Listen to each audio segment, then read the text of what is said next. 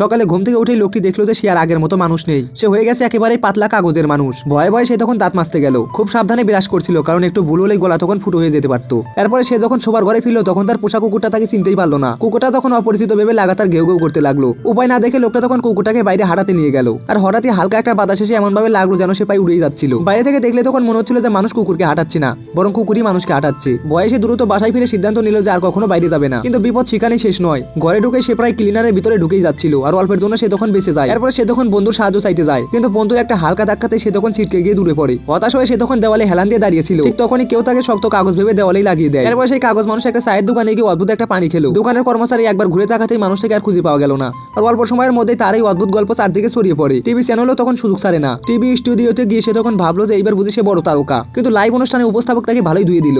অনুষ্ঠান শেষে সে তখন মন খারাপ করে বাড়ির পথেই হাঁটছিল, আর হঠাৎই রাস্তার পাশে একটা ভেন্ডিং মেশিন সে দেখতে পেল। তারপরে বিরক্ত হয়ে সে তখন তার ভিতরেই ঢুকে পড়ে। এরপরে এক প্যাকেট চিপস বের করে সে তখন মজা করে খেতে লাগে। ঠিক তখনই হঠাৎ তার হাতটা ফুলে ওঠে, আর মাত্র কয়েক সেকেন্ডের মধ্যে সে আবার আগের মতো স্বাভাবিক মানুষে ফিরে আসে।